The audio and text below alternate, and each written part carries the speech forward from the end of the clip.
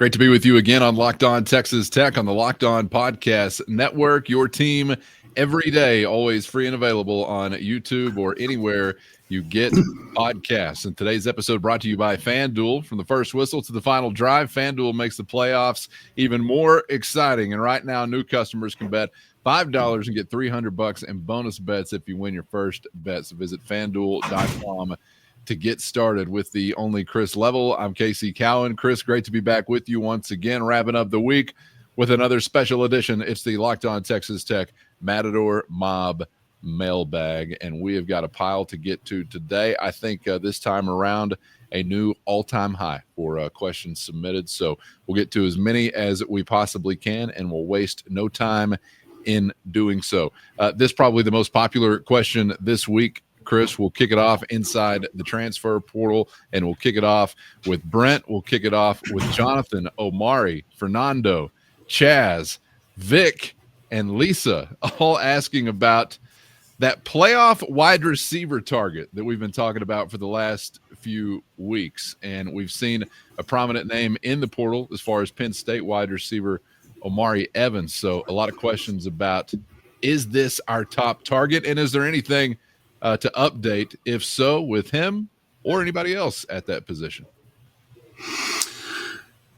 Yeah, there was some smoke around Omari Evans a year ago. I think he's from Killeen originally. I think there's some connections to folks on the Texas Tech staff, and that's in a lot of cases with portal guys. You may not like your situation, you're hunting money, or maybe you just want to get back closer to home. And I think that checks the box here. He's got 1 year to play. He checks the boxes from what you would be looking for. He's more of a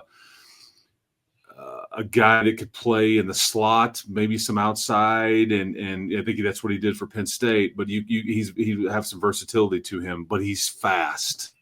He's their speedster at Penn State. He caught a touchdown pass in the first playoff game versus Boise, and then no receiver caught a pass in their playoff game versus Notre Dame. But he can play. He's got good numbers, not overwhelming or whatever. I think that they're, I heard A&M, I heard Miami, I've heard Syracuse, I've heard some different programs mentioned as far as, and I think if you can figure it out financially and the role fits and all that, I don't see why you can't make something happen. Here's the tricky part. I don't know if you have a clearly defined role right now, because I think that the reality is, do you have a spot for him? And what I mean by that is, because I think there's some thought that you're going to put Jacoby Williams in the slot and running back. And so I don't really know here kind of what this looks like, but I think they are set to visit or start a visit later this weekend. If you're watching this at the end of the week, at the beginning of the weekend, I think they are supposed to. Now, again, that can all change, but something will get resolved here fairly quickly. I think if you can figure out the spot right, the finances and all that stuff, I imagine if he does visit here, that I would be surprised if you can't get, but there's no guarantees here. And maybe there's not a spot, or maybe the role doesn't, is he the type of player where you figure out a spot for him to stand if he wants to be a Red Raider? Is he I think that may be what they're trying to figure out right now. Yeah. I think that's a fair question to ask. And I think he's probably closer to, let's figure it out, as opposed to, yeah, we can take it or leave it. I bet he's closer to, we need to, again, the NIL portion has got to work. The expectation of what he would be wanting has to work as far as like a role, because you think about it now, can you promise him a starting spot? I don't know if you can. Are you telling me you're going to sit down Coy Aiken or Caleb Douglas or Reggie Virgil, who you just gave a pretty big bag to? Those guys all, so that's the thing. Now you and I understand that more than three receivers are going to play, but then what do what does that do to the younger guys and all that stuff? So this is the delicate dance you're having to go through right now. And then there's the money factor and all that. So it's not this one's just a bit tricky, but there has been interest, mutual, and I think there continues to be. Now, can you get to the end and we shake hands and let's do this, or is it like, man, I just don't know if this is going to fit? So there you go. It's as good as I can do right now. While we're on the subject of a pass catcher and the portal, this also a popular question this week. Had Vic asking about it, had Carissa asking about it, Andrew and Xavier all asking about any reaction to the Micah Hudson news out of College Station, as he's no longer with the program or on sabbatical, self-care day, something like that. I'm not sure. Any thoughts on that development to wrap up the week? Well, it would be easy for, and some have, but it would be easy for everybody to kind of pile on there. I just think that, and this is the way it works, there was a lot of people trying to be funny and poking fun at Texas Tech, and whether it be outsiders or some of your own fans or whatever, like going, how do we screw this up? How do we fumble it? I mean, there's just always things that people don't know all the context, and I feel like that's what. Yeah. That's the part of our show that, while I can't sit here and really get into everything, at times we get into a lot, and there's plenty that, you and me do not know. But, there were reasons why Micah was no longer here. And I think that while it's not that they didn't want him here, I think there was also some like, okay, this is going to sting from a PR standpoint. However, what actually did we lose? And it's just, I hope Micah is in a good place. I hope that things, are good with him, but maybe that gives you a little inkling into the rest of the story a little bit in some ways, but that's as good as I can do. But I'm not going to get on some social media account and gloat or go, haha, or whatever. That's not cool, man. I was well aware of something along those lines about 3 or 4 days ago. And I didn't know that it would be like widely reported that, oh goodness, but like that he's no longer part of day-to-day activities or whatever was reported. Yeah. That's a weird report too, by the way. That is a strange way to word it. I agree. And I don't know, yeah. So I'll just leave it at that. But I'm thrilled to see that it's working out poorly for both parties. I hope it continues to work out poorly for both of those parties. If he was to party with another party that's not in College Station, Austin, Waco, Fort Worth, some of those locales, I could probably maybe even find myself pulling for the guy, but he ain't there yet, and neither am I. So enjoy the self-care day, self-care week, month. Some people spend a self-care decade. I don't know. Whatever it takes. Best of luck, I guess, unless you're playing for somebody I hate, and then we wish you the worst of luck. Unfortunately, it didn't work out here. All you lost here, Chris, is a bit of PR, which everyone forgets about in about 30 minutes.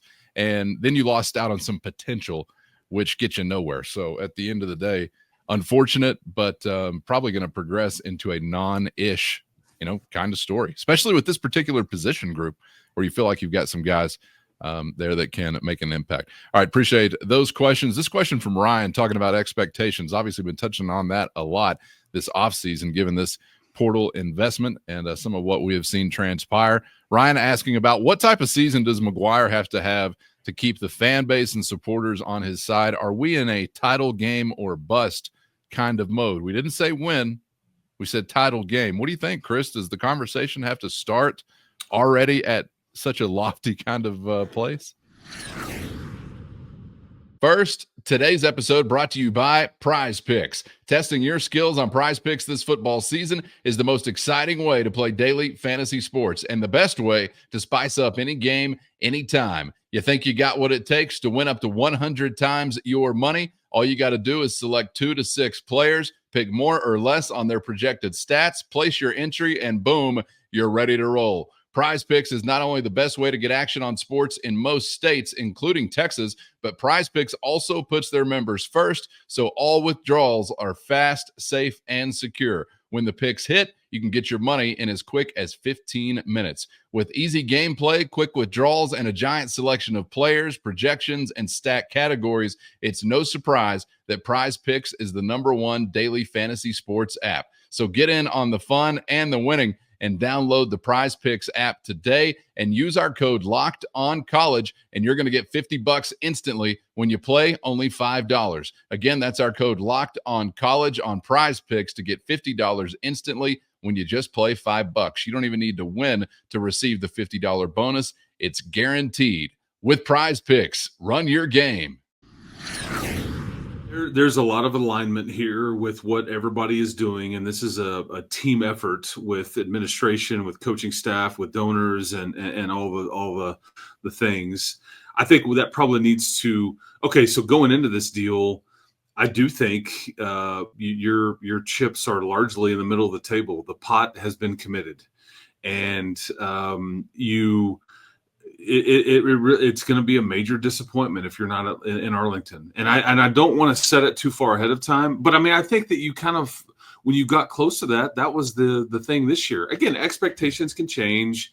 And if there's a key injury or whatever, I mean, it doesn't mean that, you know, it's national championship or bust. And then if we don't get that, then wipe everybody out and let's start over. I mean, that's not what we're talking about. But this is I've seen everything from Texas Tech will be the favorite to win the Big 12, which I don't necessarily agree with, and to they are absolutely contender, which I would agree with. But I think that internally, I think we'll have those conversations as we roll along here. And you're not without questions, as we know, but you are in a position where I think that's the goal. But it has been the goal. There's just more, there's going to be more surrounding it. And I think there's more resources put toward that goal this year that are very public. And I think that if you don't get to Arlington, you've fallen short. And I think everyone along the alignment portion of what we talked about, administration, coaches, players, donors, everybody would say we screwed it up. Now, again, what does that look like? What you know, there's going to be a lot of, because I will bring this up too. The two teams that are about to play for the national championship suffered embarrassing losses on their home turf and were booed loudly by their own home fans. And yet here they are about to play for the entire thing. So This season won't be without some ups and downs. And it just, nobody's rolling through these seasons undefeated anymore. It just doesn't really exist. And so just what does it look like as we maneuver through it? But I think at the onset, sure, I think that's the way this is going to be. It's like, get to Arlington, or are we falling short for what everybody's thought or expectation was? Sure. Definitely still going to be questions about the team. I mean, a lot of these guys that you're excited about, we've never seen in a Tech jersey, hadn't played a snap in the Big 12. So be curious to see how that works out. And one of the most prominent questions we've already been touching on here this week, and will continue to remain prominent, is with your quarterback position. Sure. One of the most prominent on the team. So because you're not, you know, this, you're not guaranteed anything. I mean, I look at where I just came from, and I would give you the Kansas State basketball example. They spent a ton of money in the portal. Guess what it's gotten them? Jack. Heartache. About 4,500 people in the stands. That's what it's gotten you. That's right. And like Florida State spent a ton of money on last year's team, and all that stuff. So anyway, it's just, you're guaranteed nothing. So that's why Joey puts out this article, I think, you know, this week about he's not going to talk about like expectations like that with these guys. Everybody knows kind of without saying it what the goal is, and that expectations have risen. But he put it on paper in that our biggest task for the next 3 to 6 to 7 months is gelling this group as quickly as we can, getting them to care for each other, not only as coaches, but as players and teammates, but the double T. And it's hard to fake a lot of that, and it's hard to gel that quickly, but that's their task, because that's ultimately what's going to determine this. And I don't know if Kansas State or Florida State or, you know, plenty of other examples of trying to go heavy portal. You know, Colorado certainly did. But now, granted, they had 2 of the top 5 picks in the draft potentially, and but so that's the big task, and those are things that you can't necessarily see and touch and like get a feel for it just yet until it all plays out and adversity strikes. And where'd Colorado wind up? I mean, a reversal in their program's fate, but they're coming from the abyss, and it didn't exactly just speed them along to a Big 12 title game. Or no, you're right, and they're relevant. That's what they are. Sure, but you're right. Yeah, a lot of that is marketing. A lot of that is great marketing. So I don't know, just as big of an investment into the portal, we might want to make also in the marketing department. Is there another former professional athlete, two-sport guy, maybe a rapper as well, who had a Jerry curl in the 90s we could bring on board? That's going to be a tough find, but I don't know. Let's get to looking. Maybe that would help. Appreciate that question, Ryan. This question here from Caleb, who says, with Graham Harrell going into the College Football Hall of Fame, when will Tech finally induct him into the Ring of Honor and get his name on the press box? I know he's a very prominent name as far as some of those that Tech fans are hoping are going to be soon to be announced, but congratulations to him on that Hall of Fame honor. That's awesome.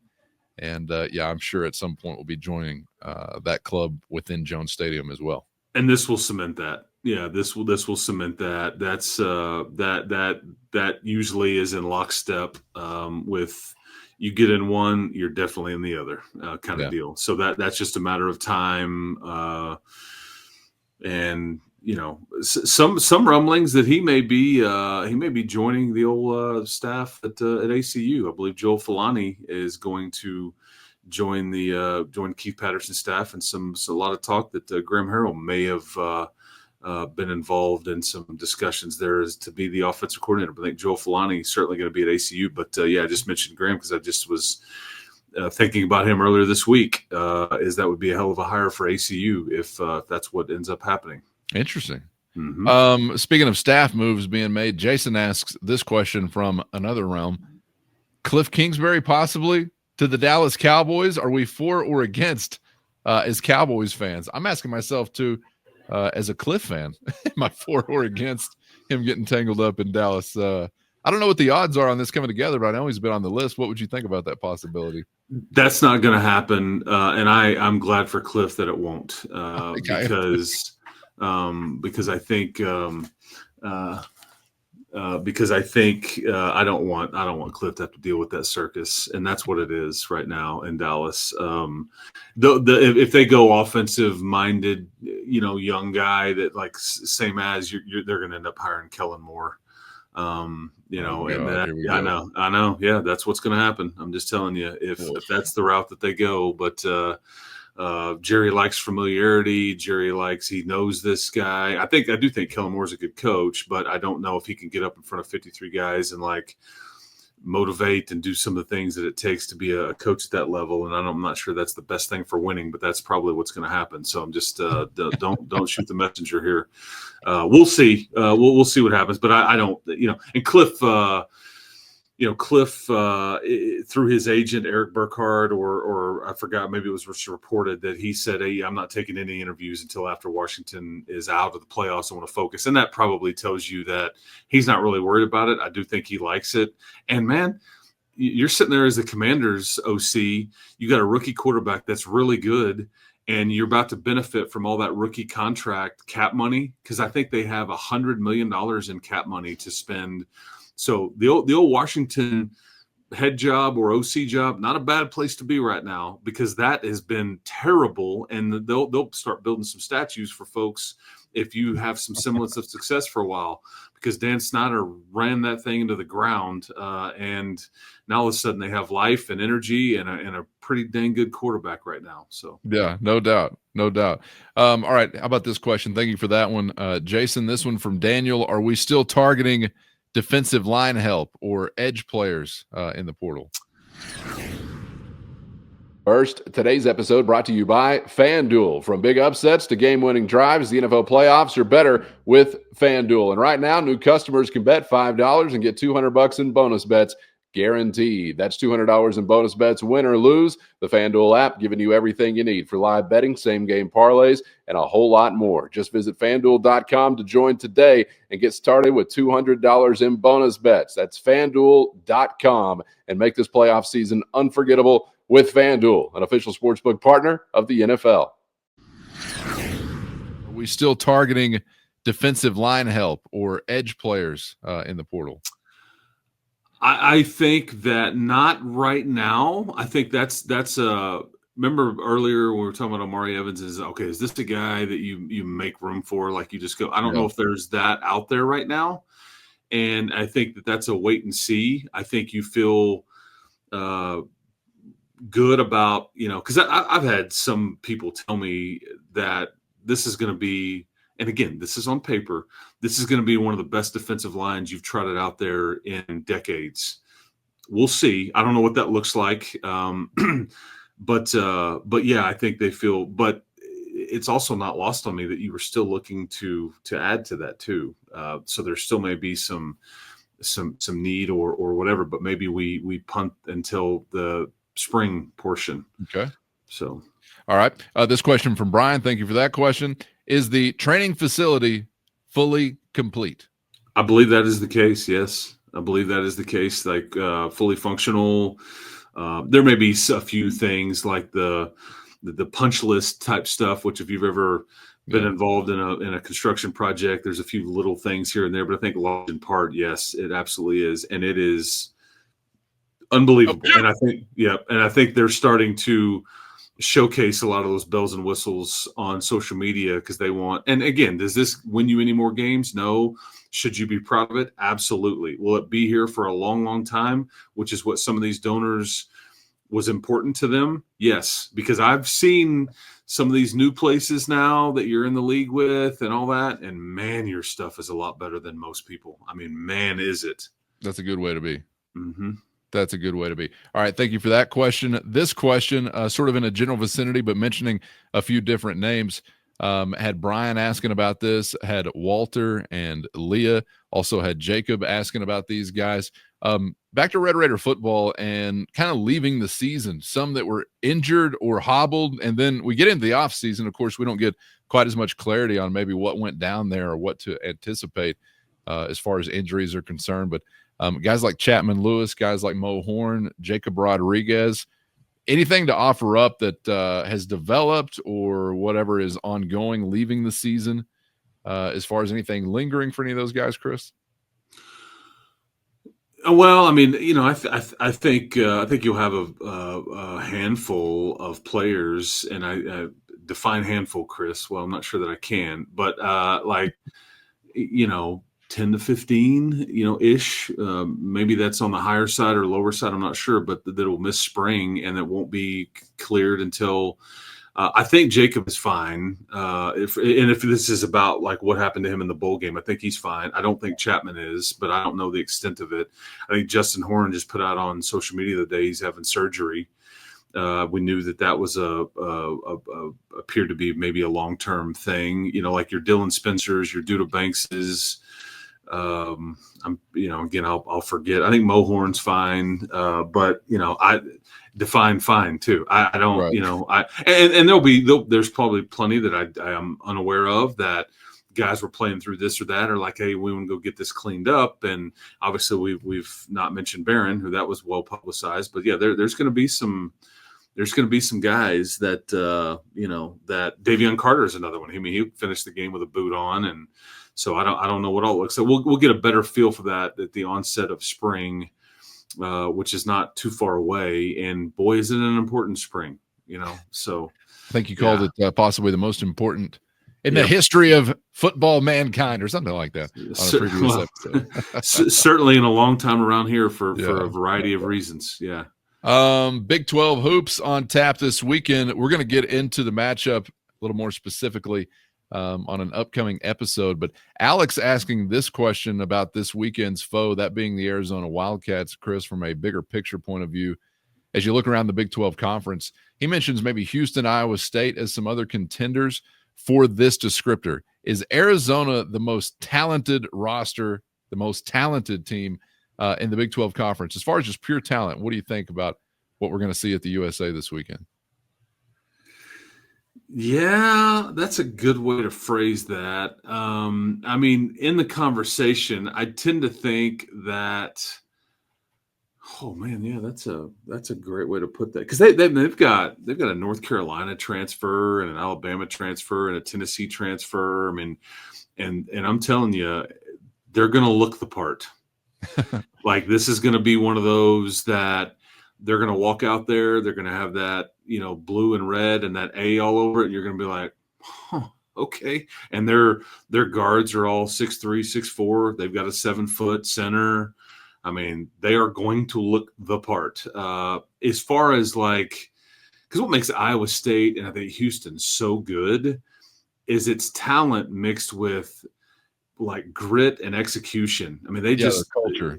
Yes, and they play hard and play well, and I think Arizona is similar, but they're playing catch up because they're just now hitting their stride, whereas maybe Houston and because Houston lost a few games in the non-conference too that I think everybody kind of had you scratching your head going, well, Houston looks pretty good right now. I don't want any part of that, and you got to see them twice.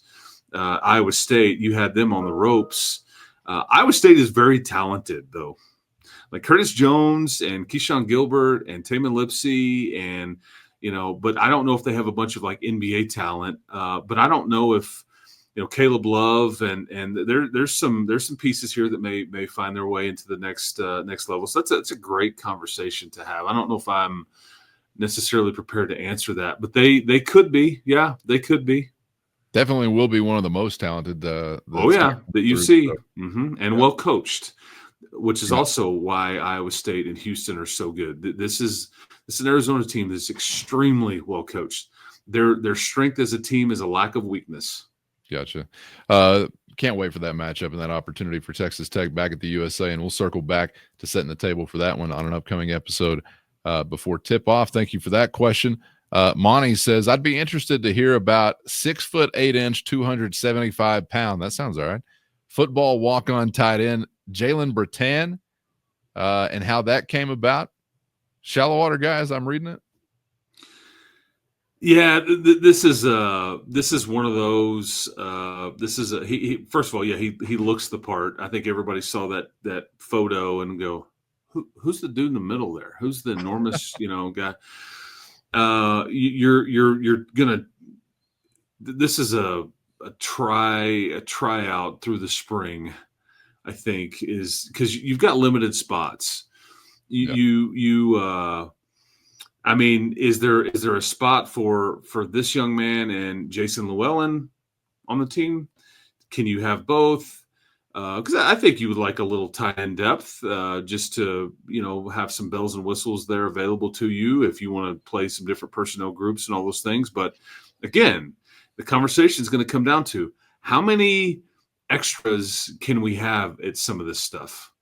We have to have a hard line on what we are carrying and what we're going to take and what this looks like. So I think right now this may be something that is just a spring, and then kind of we'll see.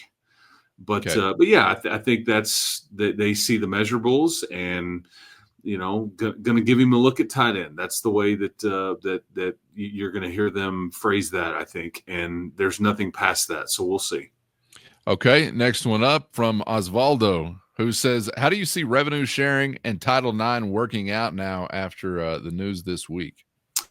Well, good question, because if this stays in place, everybody's going to wad up all their papers and their plans and throw them away and go back to the drawing board, folks. Now, I think that as you're also seeing widely reported politically, this may have a short shelf life on who's in charge of the Department of Public Education and kind of what their views are and how they view this.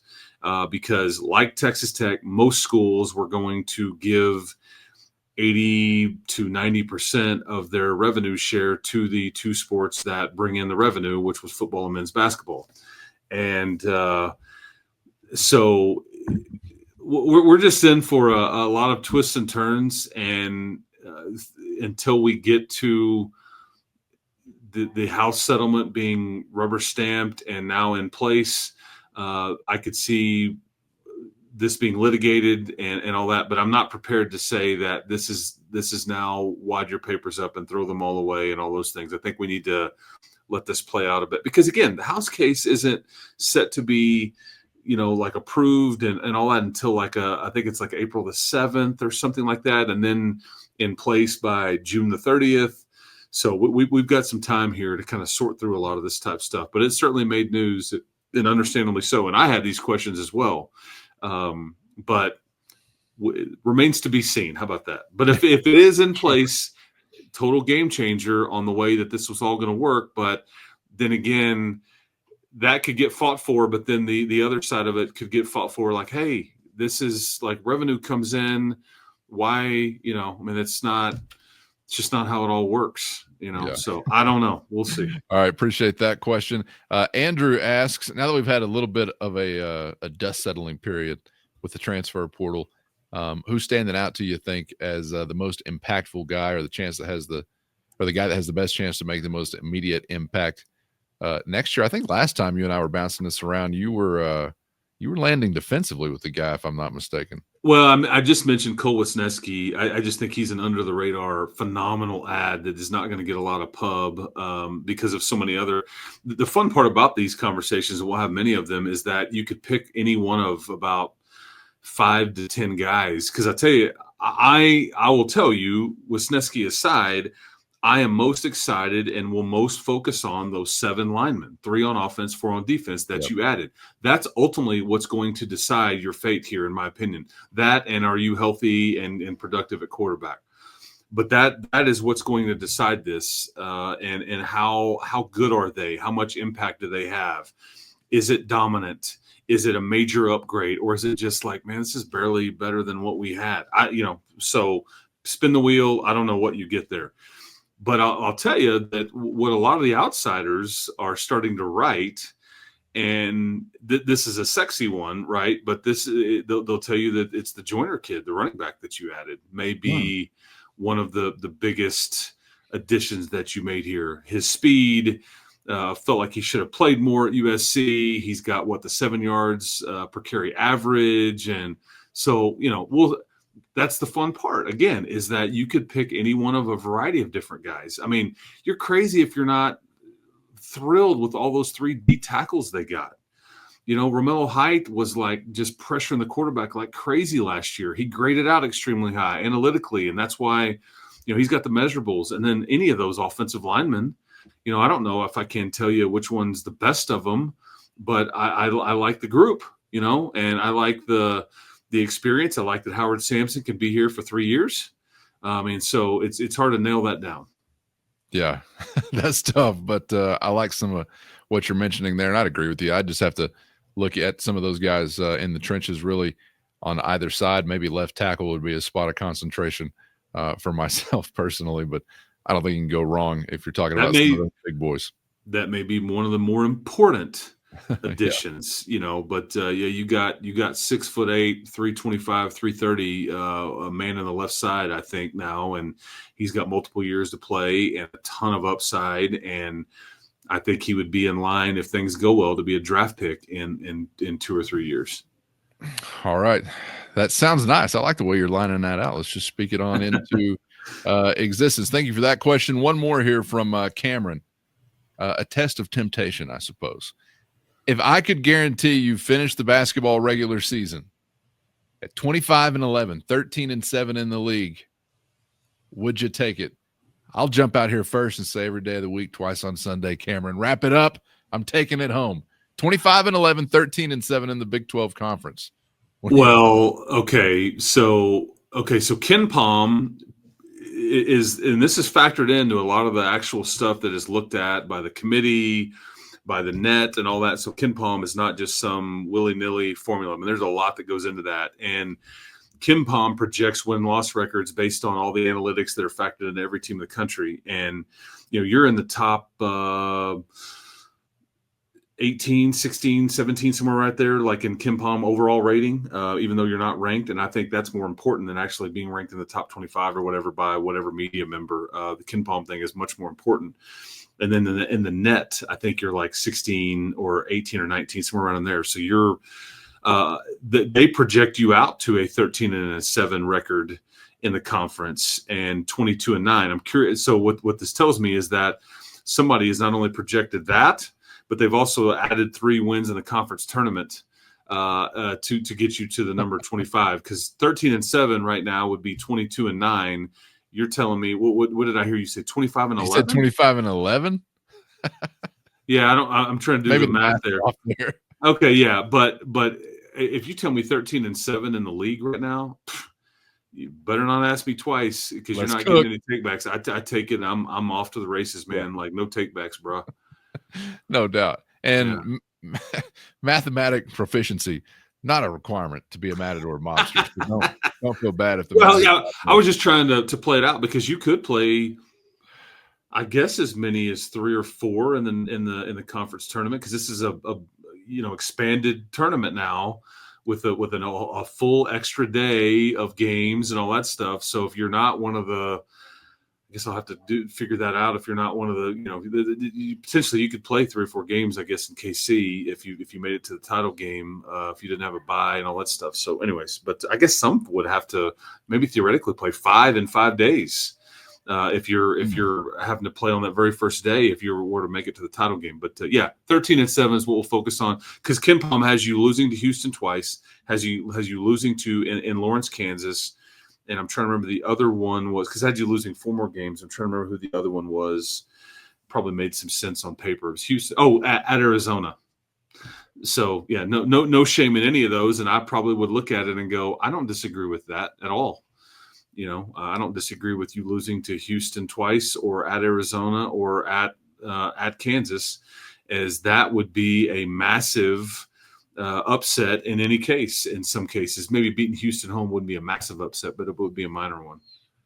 Lock us in. We're ready to roll. It sounds like, Cameron. Thank you for that offer, and hopefully that's what it turns out to be, or better. Wouldn't mind a little better too, but would definitely take that right now as far as the Big 12 record is concerned. All right, appreciate all the questions. Thank you so much for being out there as always and sending them in. Enjoyed it as always. And, of course, if you are interested in becoming a Matador Mob insider, hit the show notes for your link to a free 14-day trial. Or if you're watching on YouTube, you can hit the QR code there on the screen. It's your direct line to Chris and myself with one-on-one text sent straight to your phone. Chris, enjoyed it as always, my man. Thank you for your time, and we'll see you for the next one.